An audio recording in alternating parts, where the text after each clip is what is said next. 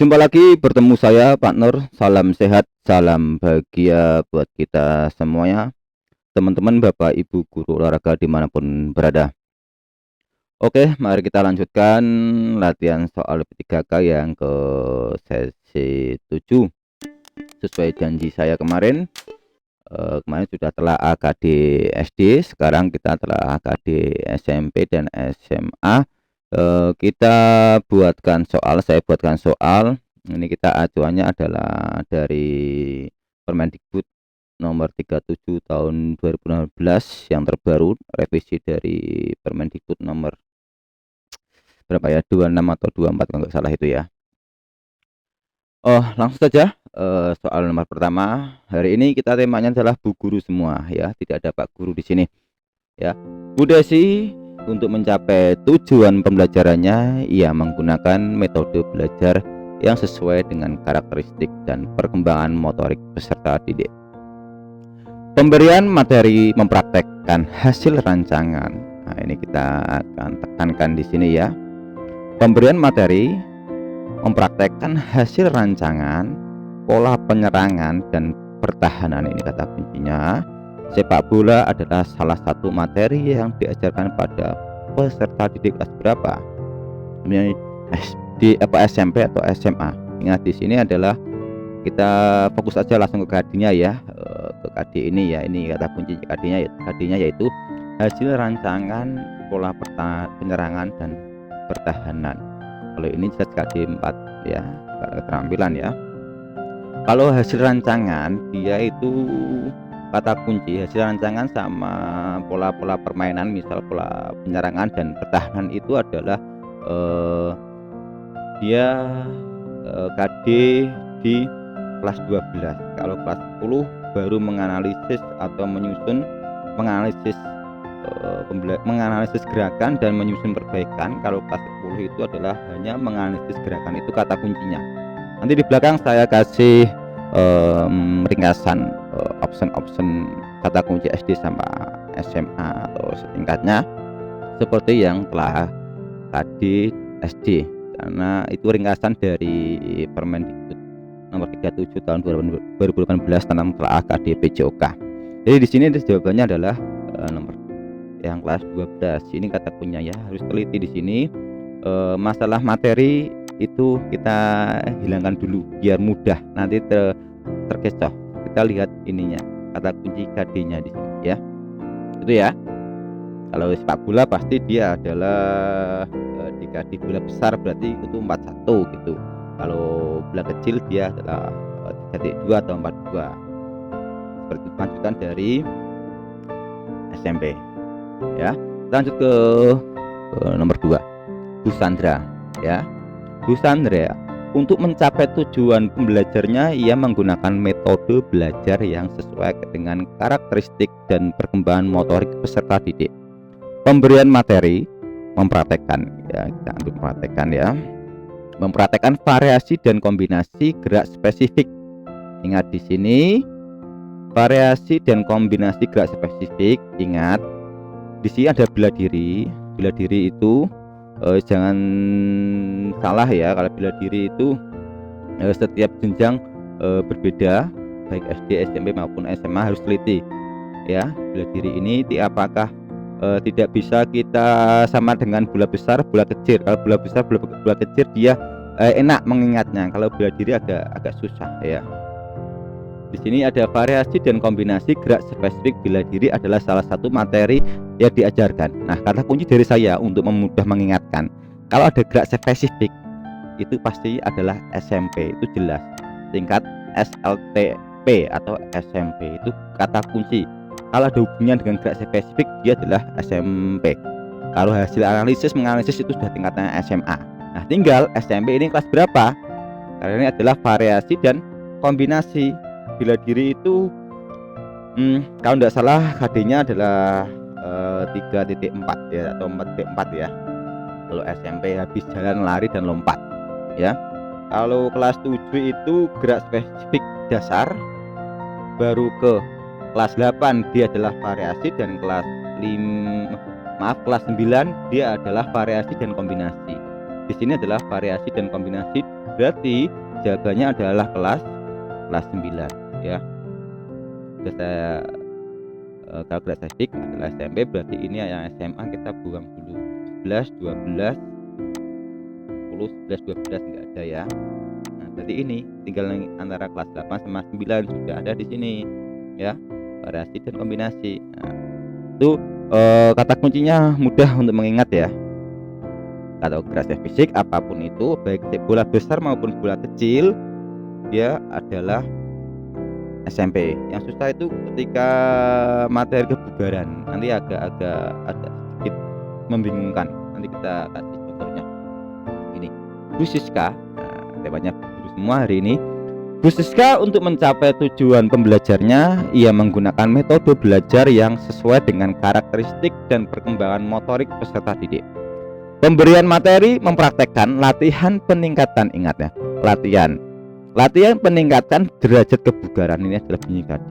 Latihan peningkatan derajat kebugaran jasmani yang terkait dengan keterampilan, yaitu kecepatan, kelincahan, keseimbangan, dan koordinasi. Ini bunyi KD-nya. Serta pengukuran hasilnya adalah salah satu materi yang akan diajarkan pada peserta di kelas berapa.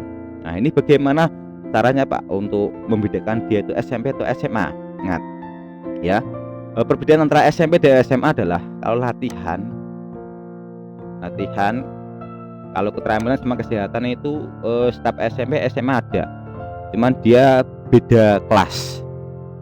Misal kalau SMP dia kesehatannya kelas 7, kalau kelas SMA dia kelas 10, kalau keterampilan dia itu kelas 8, kalau keterampilan SMA dia itu kelas 11 ya. Nah, kata kuncinya karena latihan, kalau kelas latihan ini kan latihan ya, latihan keterampilan di bidang keterampilan antara kelas 8 atau kelas 11 kan gitu, antara ini sama ini kan gini.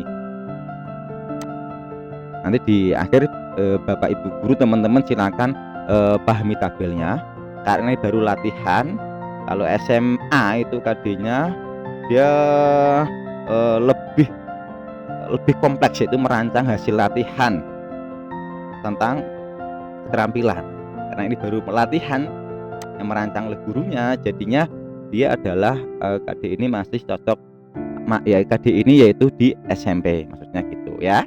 Berarti kelas 8. Ingat kata kunci saya ini, kalau keterampilan kalau SMP dia adalah kelas 8, kalau SMA dia adalah kelas 11, kalau SMA dia menganalisis, kalau SMP masih baru latihan. Menganalisis sekaligus latihan kalau SMA kayak gitu.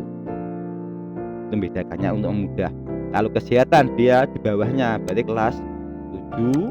Kalau kesehatan yang SMA kelas 10. Seperti itu ya. Oke, kita lanjut ke nomor berikutnya. Bu Farah, ya Bu Farah, tesnya guru semua ini hari ini biar semangat teman-teman Bapak Ibu semuanya. Bu Farah untuk mencapai tujuan pembelajarannya, ia menggunakan metode belajar yang sesuai dengan karakteristik dan perkembangan motor peserta didik. Pemberian materi mempraktekkan hasil. Nah, kalau udah hasil analisis dia ada tingkat SMA. Tinggal ada kata tambahannya enggak di belakang ini kita lihat. Jadi SMA ya, SMA. Kalau berubah dengan SMP kita coret 7, 8, 9. Nah, antara D sama E kan gitu. Oke, kita lanjut aja bacanya. Mempraktekkan hasil keterampilan gerak salah satu permainan bola besar untuk menghasilkan gerakan yang baik. Hanya hasil analisis saja, tidak ada perubahan atau penyusunan program perbaikan ya. Kalau ada tambahan penyusunan program kebaikan, dia adalah kelas lebih tinggi atau kelas 11. Kalau kelas 12 dia KD-nya ada tambahan pola-pola permainan, misal penyerangan atau pertahanan dan sebagainya, kayak yang di soal nomor 1 tadi. Berarti ini adalah sudah ketemu jawabannya, cuma hasil analisis, tidak ada yang tambahan lain. Berarti dia adalah kelas 10 itu ya. Oke, kita lanjut ke untuk nomor 5. Bu Kinan Untuk mencapai tujuan pembelajarannya, ia menggunakan metode belajar yang sesuai dengan karakteristik dan perkembangan motorik peserta didik. Pemberian materi mempraktekkan hasil analisis keterampilan gerak. Hasil analisis kita lihat hasilnya. Kalau hasil analisis berarti dia adalah SMA, yang SMP kita buang dulu. Oke. Hasil analisis keterampilan gerak salah satu permainan bola voli untuk menghasilkan gerakan yang baik. Nah, ini ada keterangan di sini, disertai dengan rencana perbaikan. Ini sudah saya singgung di soal nomor 4, karena di sini ada bunyi disertai dengan rencana perbaikan, dia adalah kelas 11. Seperti itu ya Bapak Ibu guru. Saya kira untuk pemahaman KD antara SD, SMP, SMA, saya kira perbedaannya sudah bisa. Tinggal Bapak Ibu guru mengingat apakah dia masuk KD SMP ataupun SMA, dan kelas berapa itu yang susah. Nah, untuk kelas berapa dan berapanya Bapak Ibu guru bisa menyimak ini atau dipahami aja, dibaca-baca saja. Oh, ternyata KD SMP ini SMA ya, ini saya bedakan supaya tabelnya hemat ya. SMP ini tingkat SMA derajat ya. Bola besar kelas spesifik, kelas 8 ada variasi, kelas 9 ada variasi, ini kurang A ya, variasi dan kombinasi. Ini sama antara 1 sampai 4 ya.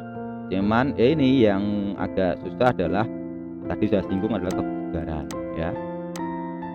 Ini Bapak Ibu guru bisa diteliti saja, dan saya harap Bapak Ibu guru bisa membuka atau mendownload Permendikbud nomor 37 tahun 2018 untuk dibandingkan, dan ini baru saya kasih sampai KD 3.6 ya atau 4.6, dan KD yang berikutnya silakan Bapak Ibu guru dibedah lagi, ditambahin dan dibuat tabel seperti ini. Silakan Bapak Ibu guru tempelkan yang tembok yang besar. Ketika hanya sekelas membaca, Bapak Ibu guru bisa setidaknya mengingat. Dari mengingat otomatis Bapak Ibu guru akan hafal sendiri ya. Oke, cukup sekian dari saya. Bertemu lagi di sesi 8. Salam sehat, salam jumpa bersama lagi di sesi yang berikutnya. Semoga Bapak Ibu guru lolos semuanya. Amin amin ya rabbal alamin. Wassalamualaikum warahmatullahi wabarakatuh.